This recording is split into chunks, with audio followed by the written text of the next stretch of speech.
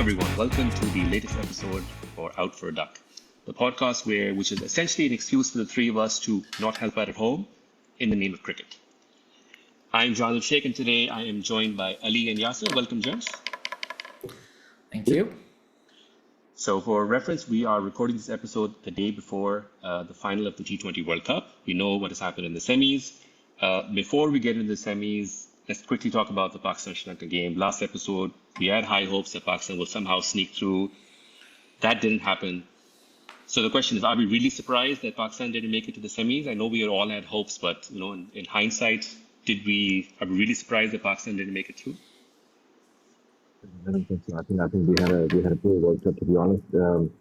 We struggled against the good teams. Our match against the England team was actually very, very poor. We did not play very well. I don't think we deserve to be in the semis. I think before the World Cup, you would have expected the subcontinental teams to do a bit better. So Pakistan and Sri Lanka should have done better, especially the amount of matches they played on those pitches. It was really, I think the Pakistan team really just crumbled under pressure. You saw trends of it in the India game where Abrar Ahmed and all totally lost his lines and length, right? And then management went crazy and then they dropped him, your best bowler. And then just look at the Sri Lanka game. You should have made 230, 240 runs over there. And after the start and the base that you got from Fakhr and Saibzad, the Fakhr who should have been the team from the beginning, by the way, just because of your lack of real batsmen. I mean, you should have made 230, 240, but it's just this team has such a lack of crumbling under pressure. And it's become a trend now that they always manage to mess up. Yeah, but that being said, I think in the Sri Lanka game, we batted first, right? It wasn't really that we were chasing and we were under a lot of pressure, right? So we were batting first. We had a good start. And Ali, you're right. I think we should have gone ahead and actually batted the mark of the game, right? So we left with the 21. We were 20 runs short, right, in that game. Yeah, I agree with this mental aspect because I stick with it based on the preparation we had leading up to the start of the World Cup and the team that we had on paper. I think we had a very good chance of making it through or going far in this tournament. It's just that was at pressure situations we couldn't cope. That India game when Nishan Kishan started hitting us, we didn't have an answer against England once Brook started hitting us. Again, our line and lengths went just out. The thought process just went out the window. And also bundle selection, right? Yeah, Abrar was your best bowler for the last 12 months T20s. You dropped him after one bad spell. Shadab had one bad over against India. Then you didn't bring him back to bowl. Fakhr should have been there from the start. Whether it was, arguable whether he should have been top of the order or middle order. Uski jagah banti thi team mein. And we didn't play him. And this continued selection of Babar and where should he play and what you should do with him, it felt more like to appease a certain group of people rather than based on cricketing logic. And leadership, and the lack of leadership, right? So I think... it starts with leadership. I think it starts with leadership, right? Salman Agha he doesn't have any captainship, he doesn't have any captaincy experience. They just chose him on the fact that, he looked like the most reliable player. He has no captaincy experience, right? And now he's captain, I think, more games than Babar or second to Babar. Second to Babar. Second to Babar, and his T20 record is really, really bad. Yeah. Especially considering he's only been playing second-rate teams. Correct. His own T20 record is pretty bad, correct. And I think he only probably had one or two good games right before the World Cup. I think there was one game where he hit 45 of 12 or 30 balls. Of 12. Yeah. Yeah, 45, 13. And that's when he decided to push himself up the order to bat number 3. And in games like the India game, for example, right, I think he lacked creativity, right? So we could have bowled Usman Tariq earlier, right, for that matter.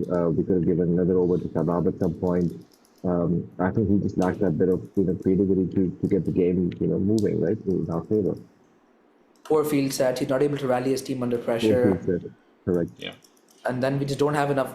The real problem, I think, by the way, yes, they can't handle pressure at all. You saw that in the Sri Lanka game as well. When batting does well, right, the rest of the guys have no idea what they're doing. But the second point is, there's a real dearth of batsmen in our team. They're not real batsmen. I think besides maybe Saibzad Farhan, who was a one-man army this tournament, Saim Ayub is playing a Shahid Afridi pinch hitter kind of a role, in my opinion. He goes out and he starts swinging his bat. He's a proper I don't know batsman, what and he's we're doing. molding him into this some sort of all-rounder. He should be told your primary purpose is batting, and bowling is secondary. But you know what? We'll probably do our next episode is going to be a full episode of where Pakistan team goes from here, because if we start talking about it, I think we can easily go on for hours. Just before we move on, should Salman remain as captain? No.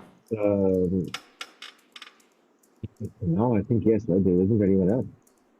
Only because of that reason. So I'm with Ali on this. I don't think he should be. I agree with you, Yasser, that alternatives are very There's no slim. one else. But you have to have a captain that's either automatic selection or tactically good, and Salman is neither. I mean, I disagree with the automatic in the selection point as well. He's probably an automatic selection, I think. He's an automatic selection. I don't think so. In He didn't the contribute what with I'm bat or saying. ball. No, He didn't exactly. I'm contribute with saying bat he's or not an ball. automatic selection. So your captain should either be automatic selection or he should be tactically sound, and Salman is neither. If someone else was captain, by the way, There's only one guy who performed in the World Cup, which was Sajid Farah, right? So that is the only guy who is an automatic selection. And there's I no think one else. Shadab Khan. I think Shadab Khan has also been He prepared for had a poor captaincy World for. Cup. He had a poor World Cup. He batted well. I think he batted well. In only one game. So In a couple of situations, he batted well, and he was the only guy to accelerate decently. let's And then park I this. Yeah, sorry. Go ahead. Okay. But yeah, and then he didn't bowl too badly. Yeah, he got hit a bit, but he didn't totally lose his lines and length, and he had decent experience from the PSL in Islamabad United. I think as a bowler, Abrar is a better bowler. As a batsman, Shadab should have done more, to be honest. But everyone should have done more And in the Everyone World should have Cup, done. other than Nawaz is Farhan. another one, right? Nawaz didn't do much. I mean, didn't do much either, right? So he didn't do anything. I'm pretty done with Nawaz. Yeah. Let's park this for the next episode, and we break it down in detail. Let's go into the semis, reviewing the semis. Before we do that, let's go back reviewing our picks for the semifinals from the first episode. So Yasser, you said South Africa, India, Pakistan, Sri Lanka. I said India, Pakistan, South Africa, New Zealand. Myself and Yasser said I picked India, Pakistan, South Africa, New Zealand. So Yasser and I were 75% right. Yasser, you were 50% right.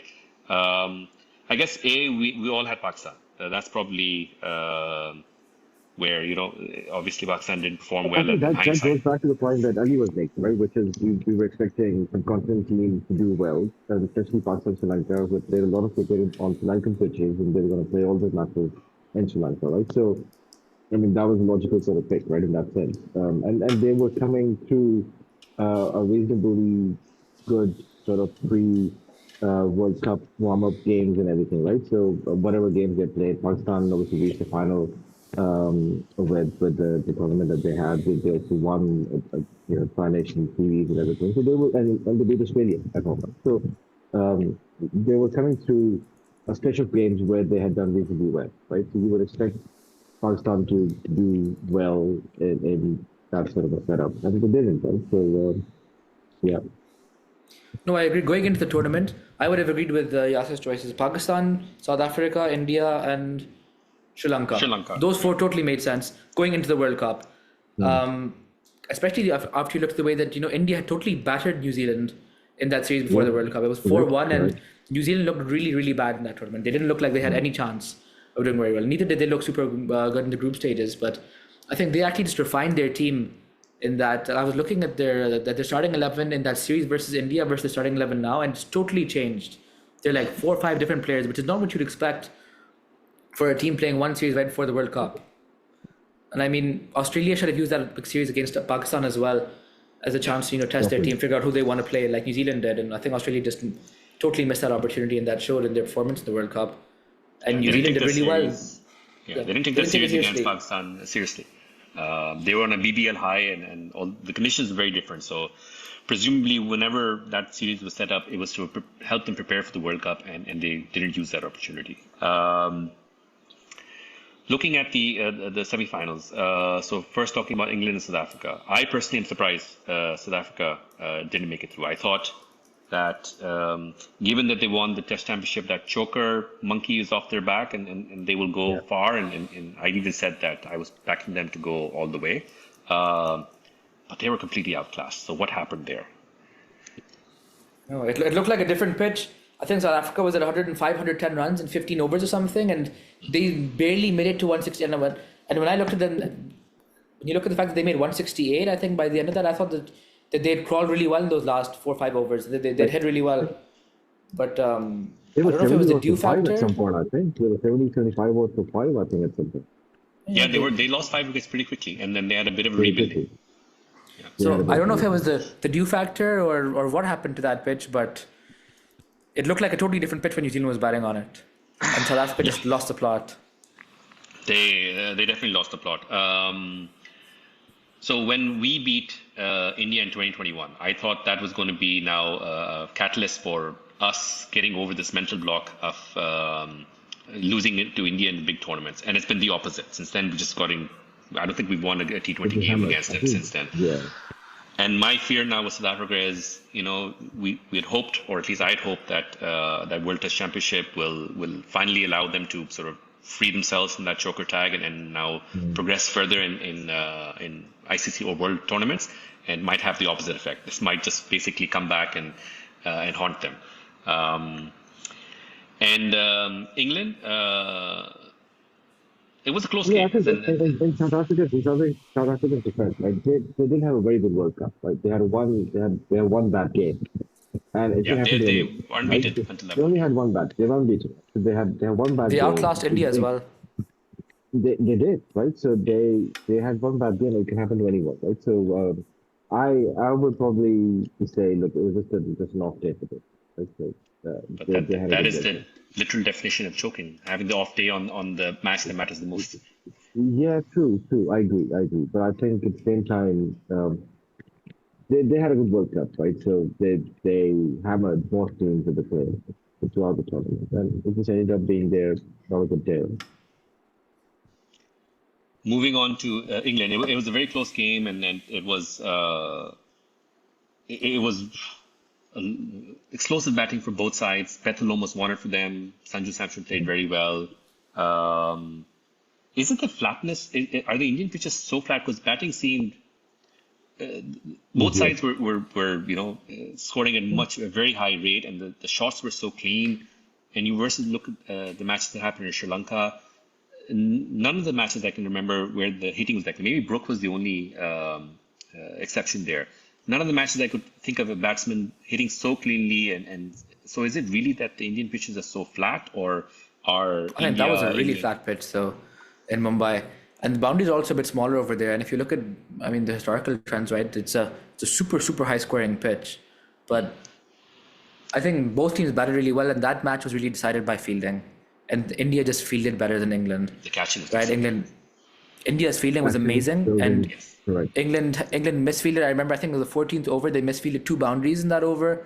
They lost by 7 runs. That's 8, and then of course Brook dropped Sanju Samson. Yeah. Correct. So and Bumrah, I think, it was just a fielding difference. bowled a good over. At the end. Bumrah bowled a good over. Yeah. I mean, he was always going to be an X factor, but Correct. not counting Bumrah, you could just look at fielding and say, you know what, maybe you just lost the game in fielding there. Jofra Archer lost the plot after Brook dropped his catch, right? And you could see it. Archer was just going crazy. He was bowling really quick, 147, 148, and I don't think the Indian batsmen, they were hitting him, but they were mostly hitting his slower balls. And the indication is that so England had 4 Ashes, and now they've got knocked out in the semis. Granted, I think they played pretty well leading up to the semis, and even semis they lost by 7 runs. But the last, Look, I mean, previous had a coach, few good games. They had a few good games. They were able to peak slightly at a good time. They didn't have a great start to the World Cup. I think they were struggling.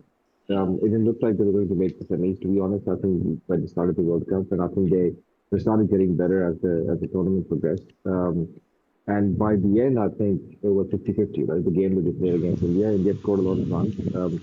If India had scored 210, 220, I think England would have won that. So they gave away too many runs in that set. it was, I think, the 2022 World Cup. England made it to the semis, and despite that, their coach lost his job. Mott, I'm forgetting his full name. All indication is that McCullum and Key are likely to stay. But given the Ashes and how poorly they fared there, given that they had a very strong team, and now they haven't made it to the final of the T20 World Cup. Should McCullum stay on? Yeah, I think I think so. I think so. I think I Test personally think, they really messed up the Ashes. They really messed up the Ashes. They were just too relaxed, and too confident and cocky in their approach in the Ashes, and on Australian pitches that didn't work out. But I think that they fared pretty well in the T20 World Cup. They were unbeaten in their Super 8 group, and they just progressively got better and better on these pitches, no, especially they considering lost to West Indies, no? they lost They to West lost Indies, right? But but Super 8s they were undefeated. They beat all three Super teams, Yeah. Yeah. and Yeah. they did very well. And they were winning close games. Yes, I mean that first game against Nepal was it the close match and this and that, but by the end, I think their team started to click, and their bowling was doing really well until this India match. Like I thought, Adil Rashid was bowling really, really well in terms of mixing up his pace and Yeah. his line and length, and Variations everyone was of just it. getting Yeah. hammered. Like, Yeah. who did they bring in? They brought in a new bowler Rehan. for the semi final. Not Rehan. Rehan, fast bowler who was hitting 90 miles. Overton, No, but he played the first few games and then they dropped him for one and then he game. got dropped. And like when I saw him bowling right, and I just remember that he was bowling full and outside or off, and I don't know what he was doing in the middle overs when he was bowling. He was bowling. He was bowling quick, like 90 miles an hour, but I think they really lost their line and length in the middle over there, and Brook wasn't able to rally his bowlers. So I personally think that given it's not just the Ashes of the lead up to it, there's the India series where this is the first series after Kohli and Rohit's retirement. It was a fairly green team, and they were only able to draw it. It's been 2 years of sort of underperformance. They promise a lot, and there are few very exciting games in between, but then they've also faltered as you go along. I would have thought that McCullum's job would have been under threat. And you needed the World Cup to save him. But it seems like all indication that they're going to give him an extended run. They're going to give him more time to turn it I around. don't think this was a bad World Cup. It was a tough beat against India, so I don't think it was a bad World Cup for England. I would be pretty happy with this India World at Cup. home, right? India at home. The wicket favoring the Indian sort of team, right? So, I think they're reasonably well. I mean, they improved as the World Cup went on, and they got better. They definitely I would be improved. happy. Yeah, I think all the It was semi-final looking- teams should be happy with their World Cups. And Ashes, I think they had a poor Ashes, but I mean, I think there were games where they could have done well, right? There were moments within certain Ashes tests where the first one, for example, I think First one, they yes, were for sure. too overconfident or whatever, right? So they should have done well. They should have started with a win, and that could have changed the whole dynamic of the series. Right? So. I think a couple of bad decisions here and there. But they still play a Lot good of brand of mistakes. cricket, right? So, yeah, I mean they still play a good brand of cricket. I mean the Brook McCullum partnership, Stoke McCullum partnership. I think it's a good group, right? So good sort of leadership group. Right, and now moving on to the final. New Zealand, India. India, being the home team and the conditions definitely suit them. They're probably going to be the favorites. But thoughts? How do you see the match playing out? I'm curious to see how the dew factor plays over there. Both teams would be under pressure, but I think they both did really well in the semi-finals. So hopefully that shouldn't play too much of a role. Fine, of course, Bumrah will be the X factor. And then Varun Chakravarti hasn't been doing so well. So I don't know. Everyone's saying India's not going to drop him. They're not. I might. I think if I was in their place, I might put Kuldeep Yadav Bring in in place. Kuldeep? Though. Yeah. Just because it's good. Just because it's better to be unpredictable. I'm sure New Zealand will do all their prep and research for Varun Chakravarti, right? And if Kuldeep Yadav comes in place, I think that'll just catch them off guard. Yeah. So in the previous episode, I thought that given that it's the first World Cup they're playing without experience in the lineup, Rohit and Kohli and Jadeja, and it's home World Cup, so the pressure might get to them, but it obviously didn't. And increasingly, it seems like, as much as this pains me to admit, that India is turning into what Australia was in the early 2000s. That the team, the structure is so strong that the players who are coming in are equally strong, and they're mentally so strong that you could throw them in and they adapt and they don't get phased. And increasingly, what we're seeing, they're holding the T20 World Cup right now. They won the Champions Trophy. The last ODI World Cup, they made it to the final. So they're just consistently able to churn out these performances. So yeah, I think it's going to be a tall order for New Zealand. New Zealand, Yeah. other than one of the early Champions Trophy, they haven't really won any ICC tournament, right? I couldn't think It'll be of. first time. I think it's the first time. And in the test championship. Yes, they won the Test Championship. They So won they're it. good at punching above their weight and making it to the semifinals and finals of ICC tournaments. But for them to cross over the line might be a bit tough. But I think for New Zealand to win tomorrow, I think they have to bat first and score 250 or 230, 240, something like that. A good big total on the board, and then they might have a chance to actually beat them. But given due might be a factor and they chase down the target against South Africa, shouldn't the strategy be the other way around? Yeah. Bowl first, see if you can restrict them to under 200, maybe 210, and then, I'd probably rely go on that their- way. I'd probably go that way. That you bowl first, let India bowl and you. I think India also prefers to Sorry, what is India prefers to bowl to bat first? I think India prefers, right? India prefers to bat first. I think my view is India's bowling on Indian pitches and Indian conditions, I think is better than South Africa's bowling. No, on I Indian pitches. think because of Bumrah as well, India feels that bowling is their strong suit, and they say, Right. you know what, if we're defending, if we're defending or trying to win a match, we'd probably want to win a match with our bowling rather than batting. Right. Yeah. Which is why they said Which we'd is why rather I- do which is bowl why I would second. probably- Yes, I would lean. So I think that kind of says that either way, probably India will be batting first tomorrow. If India wins the toss, they'll say we want to bat If India first. wins, If New Zealand wins the toss, they'll say we want to bowl first. So you'd probably see India batting first tomorrow then. Yeah, They said that they- I would bat New Zealand first. I mean, if New Zealand win the toss, I would say go out there, bat first, score 230, and then let them chase.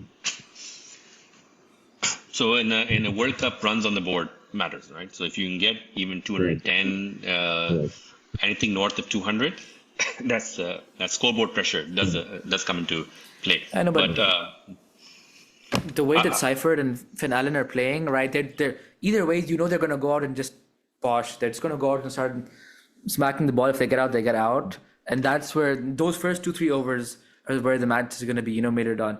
So won or lost. So Ramiz Raja was saying, for example, he said Bumrah should bowl the first over tomorrow, just because you need Finn Allen or Seifert out early, and I kind of agree with that. I don't know why India saves Bumrah's over for the end. I agree with it, but if you have such an X-factor bowler, you want wickets up front. You want as many wickets as you can get at the beginning, right?